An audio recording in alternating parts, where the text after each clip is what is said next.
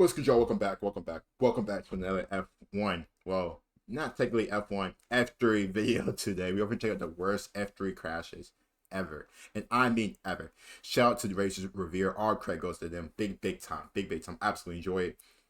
The crashes are always great. I always enjoy seeing crashes. I don't know why, but I always enjoy seeing like crashes in Formula 1, Formula 2. Not like the scary ones, not like the death stuff like that, but like just seeing the cars just flipping in the air, just going crazy. It's always like, wow.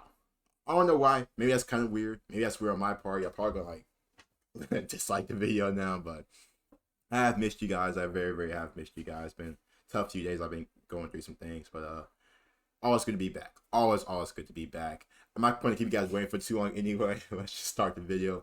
Don't forget to type the video and sub. Let's just get it. These are 20 of the worst Formula 3 crashes ever. Prepare to see smashes from recent years, as well as some from the archives you've definitely never seen before.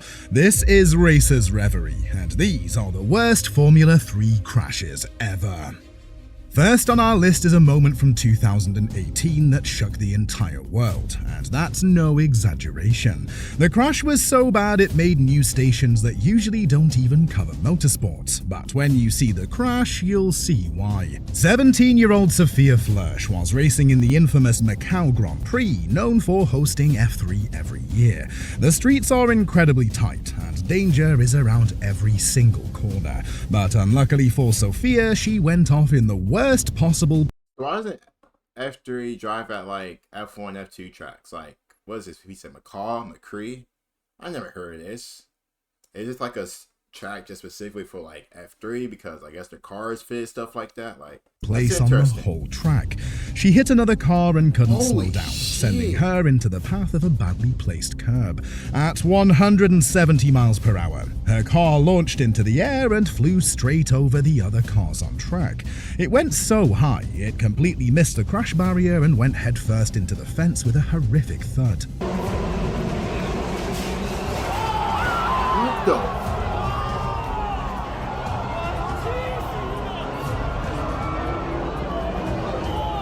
The crash happened. Bro, what the hell?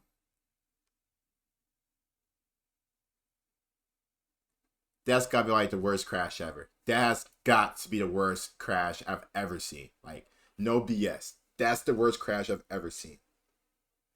Like the car went like boom, like Superman type of thing. Like it flew. It flew. Yo. So fast that it was hard to see, but what was obvious was that the car got mangled in the fence at a brutal angle. She won't forget that one anytime soon. Another amazing airborne moment happened just 1 year later, this time at the Monza circuit in Italy. Alexander Peroni was driving for Campos Racing in the first race of the weekend when his life flashed before his eyes. During the race, he went wide at the Parabolica corner and, unluckily for him, came across a broken piece of sausage curd on the outside of the track. He hit it at full speed and it launched him into the air at an incredible angle, somersaulting mid-air and landing him on top of the barrier and into the fence. I think we now can show you what happened to Alex Peroni. Bro, oh my goodness. This is freaking insane. That is a horrific sight. Oh my god. It was unlike any other crash in F3 history, but he was extremely lucky to not land on his head, with the crash barrier missing it by mere centimeters. Come on, Alex, when your engineer asked for a flying lap, that's not what he meant. The 2012 GP3 season served up another flying F3 car, with Connor Daly pulling the short straw that day. They were racing on the famed streets of Monaco, where the walls and fences are about as close as physically possible at every point, and Connor Daly found out the hard way why it's better to keep your car inside them, because exiting the tunnel he made contact with another car at close to 170 miles per hour. He hit the back of his rival and got launched directly into the air, completely losing control of his car. He was tossed into the fence at a horrible angle, instantly shredding parts from his car in a monumental impact. It was amazing to see the fence do its job, because he would have been going for a swim in the harbour otherwise, just like the good old F1 days in Monte Carlo. Elias then goes to the right, so Daly moves to the left. So he goes to cover it, and Daly goes to the left, and then Saranovic then moves to the left again. Make the one move. Sorry, but for me that was more than one move. Talking about the good old days, I had to go back to the shelf for this one, but I think you'll enjoy it. Back in 1991, Oswaldo Negri was racing in F3 at Silverstone, and while the track layout looked a bit different, the danger was still as high. Oz drove into the back of his competitor in the braking zone, lifting his car over his rivals and into the... I can't, man. We're only 4 minutes in. Jesus. Air at high speed. It instantly flipped over and rolled violently, ripping wheels and bodywork off the car. But the worst part came when he hit the tyre barrier hard at a terrible angle, bringing him to a sudden stop from high speed and leaving him hanging upside down. There's no doubt that this one hurt the next morning. Now, if you think you've seen some crazy crashes already, you haven't seen anything yet, because this next one is more like something from a Hollywood blockbuster movie than a real race. But before we check it out, please drop a like on this video if you're enjoying it, and subscribe to our channel for more motorsports content just like this. Well, for the driver's sake, hopefully there's no more crashes as wild as this one, because the 2016 race at the Red Bull Ring gave us this spectacular moment. Ryan Tavita spun and was stuck in the middle of the track in a very bad spot, and to make matters worse, he sprayed dust behind him so that nobody could see his car as they drove around at 160 miles per hour. So, before he had time to even think about moving out of the way, he was hit at colossal speed by Peter Lee, was fired straight into the air. He spiraled around in the air at a huge height, and at the same time, Pedro Piquet hit Tavita and suffered a similarly massive shunt. I know we have only 7.5 minutes plus 1 lap left. Oh my! Huge accident, a huge off. Ryan Dieter had spun, Piquet is involved, there was another car that's airborne as well, and the race is being stopped straight away. Red flag shown. There's no doubt that this was one of the scariest crashes in modern motorsport. That may be the worst one, I thought. As we all know by now, Spa-Francorchamps is good at producing not just good racing, but also the biggest crashes possible thanks to its high-speed nature. And 2015 was no different, with Gustavo Meneses being the unlucky one in this ferocious flip. At the end of the Kemmel Straight, the cars were approaching 180 miles per hour when Meneses suddenly made contact with a car he was battling. The force sent him flying, and before he knew it, he was completely vertical and doing a full-on backflip. He made a heavy impact with the barrier while upside down, with the railing narrowly missing his head in what could have been an even worse incident. The car skated along the barrier before sliding back into the track upside down, barely missing the other cars, and even he said he skimmed his head off the ground. It's safe to say that Spa doesn't mess around. I was just gonna say and the drivers don't mess around either, because while F3 is known to produce incredible racing, it also has no shortage of incredible crashes. Just take this one as an example. At the Norris Ring in 2018, Dan Tickham, everyone's favourite driver, well, favourite one to hate that is, stalled his car on the grid as the lights went out. But he's not the first driver to ever do this, so I guess we'll give him a pass. But it was Ami Avadianathan, who definitely does. Okay, I'm not gonna cap, so that one. So bro was all the way in the back. Now, please correct me. But bro couldn't avoid that. Now I know like they're taking off, like they're going from like 0 to 60, 0 to 100 like instantly. So I get that. And plus he probably couldn't see because like all the cars in front of him. So maybe I was wrong. You know what? Maybe I was wrong. But doesn't deserve a pass after this absolutely ridiculous piece of driving. Because he had an eternity to avoid Tickham's stalled car, but still couldn't manage to just drive around it. He smashed straight into the stationary Tickham at incredible speed, causing a devastating crash for both drivers. One get away, and the one that did not get away and has been really clattered into, I am convinced, is the Red Bull liveried car. I hope he headed straight for an eye test after that moronic bit of racing. And while we're talking about crazy bits of racing, this moment in the 2022 sprint race at Spa crossed the line too. This time it was Oliver Goethe and Zane Maloney who found the wall in the biggest way possible. Maloney was racing Goethe hard around one of the highest speed corners on the entire track, which is fine if you give the other guy enough space. But they must have forgotten about that part, because they banged wheels and sent each other straight into the gravel. The two hit the wall at incredible speed, with Maloney hitting it almost head first and flipping over after a mega impact with the barrier, destroying his car in the process. We're heading back to the Macau Grand Prix for this next crash, courtesy of the 2014 edition of the F3 Classic.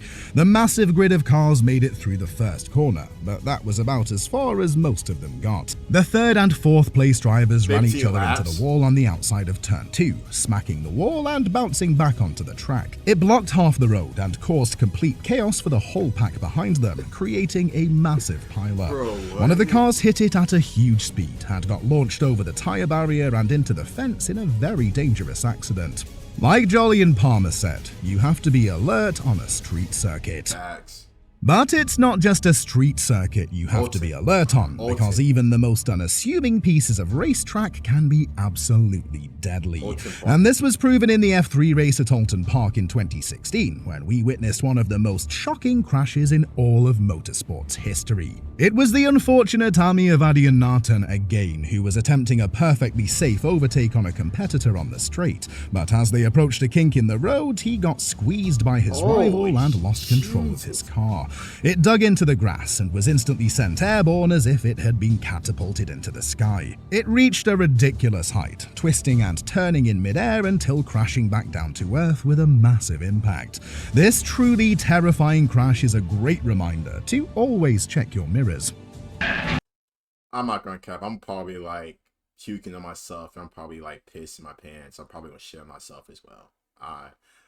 I'm just keeping it above. I'm just keeping it honest.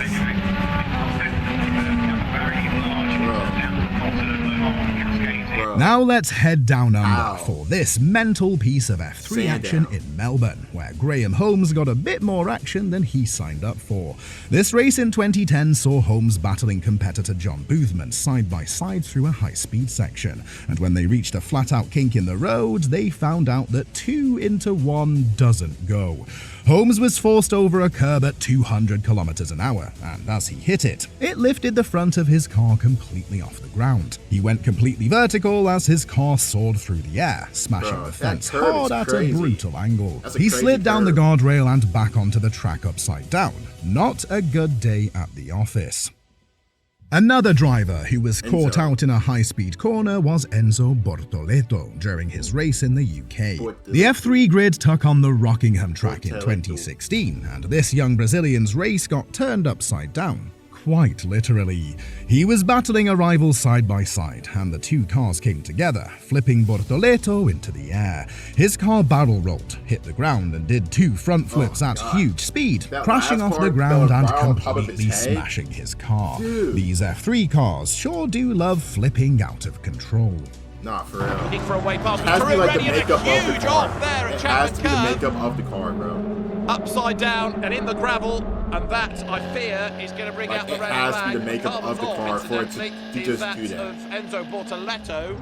The most common place for crashes at Spa are at the famous corners like Eau Rouge and Blanchimont, but they can happen at the very first corner too. Just check out this F3 race in 2010. The pack barely got through La Sauce before they all started running wide and smashing into each other. These two drivers made contact in an extremely hard side impact, with one car flying over the other, breaking its wing and wrecking both cars.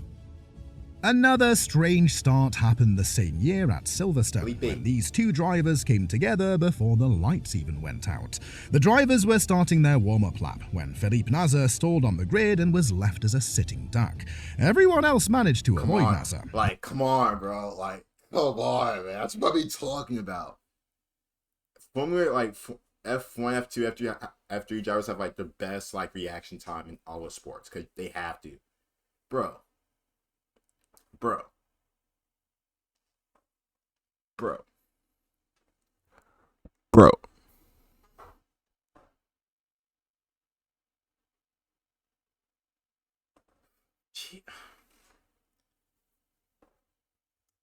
But Manisha Idafar was coming at high speed and must have been looking around him at the scenery, because he drove into the back of Nasser in a completely ridiculous move. He smashed Nasser's car hard, lifting it into the air and breaking its rear wing and his own front wing in the process.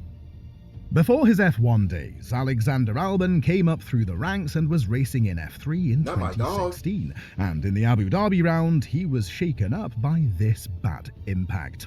While going down the back straight, Albon was hit from behind and started to lose control straight away. His car veered off the track at 150 miles per hour and he hit the barrier hard.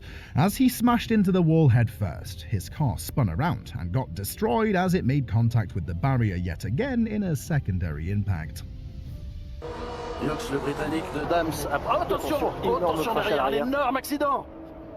Back to Spa for this next crash, and it's one of the worst in recent memory from the brutal Belgian track.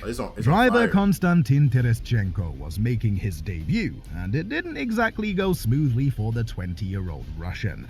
At the last chance, it looked like he completely forgot to brake and went sailing off the track. He hit the curb and it launched him into the air, barely knocking off any speed in the process. He floated through the air at a huge height, and his car came crashing down on its side, instantly rolling over, breaking up and bursting into flames. Talk about a baptism of fire for the rookie. This 2013 crash was similarly wild and involved Finnish driver Patrick Kujala, who was involved in a major crash at Silverstone. He misjudged how fast his rival David Fumanelli was driving and ran straight into the back of him, causing his Koiranen car to flip over the top of Fumanelli in a split second. The car turned into a vicious roll and smashed off the ground before rolling over a second time and ending up in the wall. F3 has the craziest crashes ever. I'm gonna just keep it like that. F3 has the craziest crashes ever. Ain't nobody beating that. When F3 visited Hungary in 2011, Luciano Bacchetta didn't even make it through practice before having this monster crash in the first half of the lap. He lost control of his car and went off the track at high speed, straight into the barrier. As he hit it, his car flew upwards and twisted mid-air, landing back onto the barrier upside down and almost landing on his head. As the marshals ducked for cover, the car barrel-rolled twice more before coming to a rest upside down in a less than ideal place.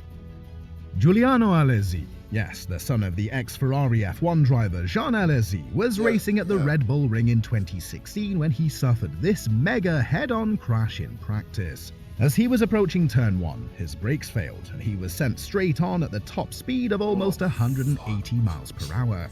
He had no choice but to hit the tyre barrier head first, causing a devastating crash for the young Frenchman as the car got buried in the tyres. You have to just take that, bro. He's just, he's off the road! Just take that, bro. Huge crash you gotta just for take Alesi, that, who had just posted the second fastest time. It registered 46G, and he had to withdraw from the rest of the weekend. It was definitely one of the hardest hits that corner has ever seen. You gotta just take that hit, man. The 2013 race in Hungary also saw a massive hit for Emanuele Zonzini and Luis Sassilva when they came together coming out of turn 1.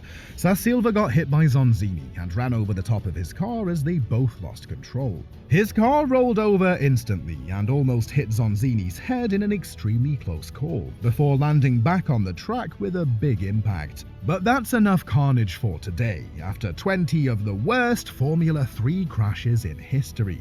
These wrecks from the popular feeder series